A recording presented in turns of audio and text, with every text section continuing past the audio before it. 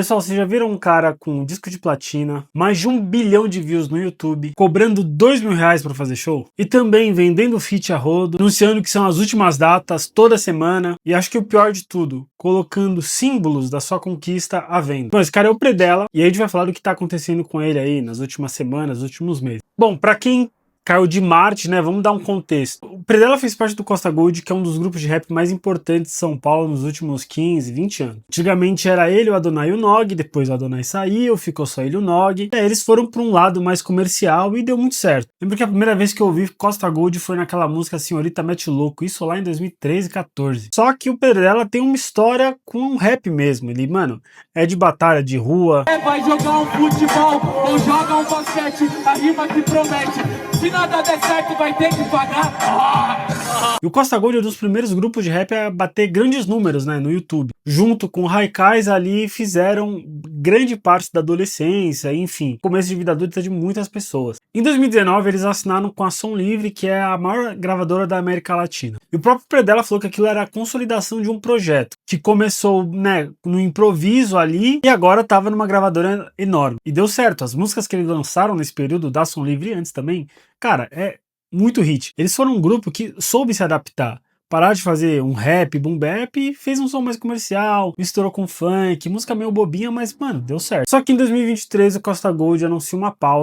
E nem assim, eles falam que estavam vivendo coisas diferentes, estavam em momentos da vida diferentes, eu acredito. Talvez eles tenham tretado, mas hoje em dia eles comentam na foto um do outro e parece que tá tudo ok. E ainda em 2023, depois que o grupo acabou, o Predella assina com a GR6. Só que aí, mano, você sair de uma Som Livre pra GR6, não tem nem o que falar, né? A GR6 tem uma gestão de carreira dos artistas muito diferente da Som Livre, que é algo meio do funk, lançar muita música com um monte de feat. E, mano, se você vê o Spotify do Predella hoje em dia, ainda mais agora que ele tá vendendo um monte de feat, né? Cara, tem um monte de música ali da época da GR6. Lançamento atrás de lançamento, as capas tudo igual. E os projetos do Costa Gold, por mais que eu não fosse o maior fã, mano, você via que os caras estavam construindo alguma coisa ali, tá ligado? Quando você ouviu os álbuns, você via, não, beleza, é um álbum, tá ligado? Não single. Assim, acho que ele saiu da GR6 justamente porque ele tá vendendo feat, né? Então, se ele tá vendendo feat, significa que ele não tá na gravadora. E a GR6 tá envolvida em várias polêmicas, inclusive com o Spinardi, que é amigo do Predella. Não dá pra saber ao certo o que aconteceu, mas será que tem relação uma coisa com a outra? Eu não sei. Bom, agora vamos ao que interessa. Primeiro que vender feat é normal. São duas empresas, no caso os artistas, fazendo um produto que no caso é a música. Mas o problema é a forma, mano. Você anunciar que tá vendendo feat na internet pra qualquer pessoa mostra um certo desespero. Além do mais, esse feirão de datas que ele tá anunciando, que ele sempre fala, as últimas datas, são as últimas datas, esse não é o preço do show, só é um feirão. Compre duas, leve uma. Tipo, caramba, velho. Um artista do tamanho do Predella, uma história enorme, fazendo show a R$ 2.000. Mano, isso aí é cachê de artista underground mediano. É um bom cachê. Mas, pô, o Predella tá lançando música desde 2012. E aí você percebe que ele tá meio desesperado por dinheiro. Que não tem um fluxo de caixa, uma organização ali rolando e ele só tá vendendo como pode. Só que as coisas começaram a piorar. Ele começou a vender itens dele. Pô, tudo certo, mano. Se tem uma coisa ali que você quer vender, não tem problema nenhum. Eu mesmo vendo um monte de coisa. Pô, um monte de tênis inútil, ele vendeu uns quadros também. Não tem problema nenhum você vender isso, se você não usar mais. Não tem por que ficar acumulando coisa, na minha opinião. Mas, cara, uma coisa é você vender produtos que você comprou. Agora, conquistas suas, mano, é demais. Porque qual que é o preço de um disco de ouro, de um disco de platina? Cara, isso não tem preço, ele não comprou, ele conquistou aqui. E tem até um vídeo que ele postou em junho, em que ele fala que ele acordava todo dia e via os quadros ali, o negócio do YouTube de inscritos, e aquilo motivava ele, mano, não é pra menos. E agora o cara vendeu. Rapaziada, de verdade, sempre quando eu acordo nos bagulho que eu mais gosto de olhar, eu lembrar quem eu sou sempre. É isso aqui, ó. Meu filhote, primeiramente. A placa do YouTube de 1 milhão. O quadro do meu primeiro álbum solo, a arte de samplear. A Noite Estrelada do Van Gogh. Acho que eu e o Nog, nosso primeiro disco de ouro. E ali, quadro que meu pai fez pra mim. No meu primeiro grupo de rap, Astúcia Crio. Eu cogito Rato Coure. Um bom malandro nunca esquece suas raízes. Certo? E graças a Deus eu acordo todo dia, olho isso aqui e nunca me esqueço de quem eu sou. Vambora. Hoje tem UFC. Porque pro cara chegar, olhar pro quadro ali e falar, mano, eu vou vender isso aqui, ele tá num nível de desespero muito alto. E é meio impossível você não comparar com o Nog, né? O Nog, inclusive, depois que o Predella anunciou as vendas dessas coisas, aí ele postou uma foto com as placas do YouTube, que talvez, né, cada um tinha uma, né? Falando que a história tava ali e tal. Família, é o seguinte, esclarecendo uma parada aqui, que eu tô vendo que já tá correndo notícia. Vou deixar as coisas bem claras do que aconteceu, certo? E não quero mais falar sobre isso, porque eu tô com trampo pra soltar, família pra cuidar aqui, meu filho, certo? E é isso. Quero falar de uma vez por todas, esclarecendo, certo? Porque cada hora um vem falar uma parada, vem falar outra, deixando bem claro, não foi marketing, certo? O que aconteceu. O que aconteceu foi o seguinte, vi que as placas estavam sendo leiloadas, que o Predella ia botar pra vender, entrei em contato com ele, acordei um valor com ele, pela placa de 1 milhão, foi isso, pra ajudar meu parceiro, que também tá no momento que ele tá passando lá, que ele tava precisando, certo? Então ajudei meu parceiro e ao mesmo tempo recuperei uma parada que pra mim não tem condições de ficar na mão de ninguém, a não ser alguém do Costa Gold. Essas placas ficaram na mão do Predella em respeito a tudo, certo? A criação do grupo, que foi ele que criou, então a gente tinha acordado de ficar com ele. Quando eu fiquei sabendo que isso ia acontecer, eu entrei em contato em primeira mão, acordei um valor com ele e a placa de 100 mil veio de brinde, certo? Porque eu perguntei também. E a placa de 100 mil, eu perguntei pra ele, cadê a placa de 100 mil? Ele falou, não tô achando. Quando ele achou, ele falou, achei aqui. E a gente acordou, ele falou que ia me dar essa de brinde junto com a outra que eu havia comprado, certo? Foi exatamente isso que aconteceu. Não quero mais trocar as ideias sobre isso, é uma parada que já rolou, tá ligado? Já tá comigo as placas, tá tudo certo, tudo acordado, isso não tem que ficar virando notícia pra sensacionalismo e os caralho, tá ligado?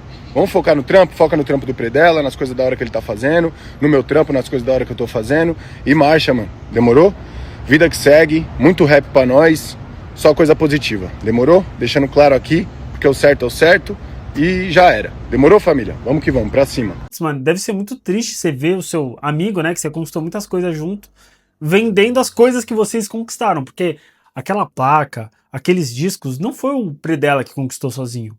Tem várias pessoas, uma equipe por trás. Só que é o que eu falo, mano. Todo artista precisa pensar como empresa. Ele tem que saber investir, guardar dinheiro e às vezes não só investir em música, investir em outras coisas também. Porque diferente da vida normal, né, de uma carreira normal, que você começa ganhando pouco, que você vai crescendo, crescendo, crescendo. Cara, quando você é artista, às vezes você tem 19 anos, você tá ganhando muito, muito, muito, muito. Aí quando você tem 30, que é a idade do Predella, você tá ganhando muito pouco, velho. E é desesperador, mano. Porque você imagina você, pô, com 19 eu tô ganhando uma grana, com 30 eu vou estar estabelecido. Não vendendo as coisas que eu conquistei, tá ligado? Mas isso é muito comum, artista passar por isso. Você não conseguir guardar dinheiro, não conseguir investir, porque às vezes você acha que aquilo é eterno. O próprio Pelu do Restart, ele comentou recentemente que depois que a banda acabou, ele teve que abrir um negócio nada a ver com música, assim, e, pô, eu acho super normal e válido, velho. Muitas vezes na minha vida, um fracassado ou frustrado por ter que ter outros negócios, ter que ter outras coisas junto com a minha carreira musical, e que a maturidade, o tempo, me mostrou que não tem nada de errado nisso. Ao contrário, que a maioria dos artistas que a gente conhece tem outros negócios, tem outras profissões, tem empregos tal para fazer a sua carreira rolar. Carreiras demoram para serem construídas e ainda que elas rolem, ainda que elas deem dinheiro, você pode inclusive continuar tendo outros negócios e tendo outras fontes de renda, que isso não te faz um artista menor, isso não te faz um fracassado. Tá? Tem vários músicos que tiveram a carreira ali com a banda e depois investiram em outras coisas, enfim. Muitos caras continuam na música, às vezes empresariando artistas, produzindo, gravando outros caras, tendo o próprio estúdio ali. Mas é isso, o cara tá empreendendo, porque aquele dinheiro não é eterno. Porque todo artista tem seu auge e sua decadência. Por uma hora que o cara seja, uma hora o cara vai cair, velho, não tem como. Enfim, o Predella, ele respondeu o pessoal que ficou falando disso. Eu tô me sentindo um puta fofoqueiro, mas é porque eu realmente fiquei impressionado. Enfim, chamando que o pessoal é falador demais, essas coisas, invejoso, enfim, que só, o que importa é a família dele. Eu concordo, assim embaixo, é só a família que importa mesmo. E eu vi um print no Twitter, não sei se é verdade, né, Twitter, de um cara falando assim, pô, que ele tava tentando juntar dinheiro pra cirurgia do avô dele, que o avô dele tava internado e tal. Então, assim, muita gente fala muita merda mesmo, tipo, isso aí é droga, ele tá viciado, ele tá devendo agiota. Só que às vezes tem uma coisa muito mais pesada por trás, tá ligado? A ponto do cara entrar num modo de desespero de vender as próprias coisas. Se esse print é verdade, se não, mano, eu não sei, né? Mas que é muito ruim, e isso é muito mais comum do que o pessoal pensa, né? Artista grande e tem outro emprego, tá ruim de grana, é muito comum, muito comum. E no fim do dia, mano, muitas vezes o artista, ele é um trabalhador que faz parte de uma empresa, mano. É isso, essa é a real. Ele faz parte de uma empresa, CLT, que no caso é a gravadora, quer dizer, CLT acho que o cara não era, mas enfim, que tinha que cumprir contrato, regras, e de repente o cara tá na rua tendo que se virar. E às vezes o cara, ele nunca pensou em se virar sozinho. Uma coisa é ele se virar ali, não, vamos dar certo e tal. Outra coisa é ele tentar se renovar depois de, sei lá, 10, 15 anos de carreira com 30 e poucos. Mano, é osso. Comenta aí sua opinião, tamo junto.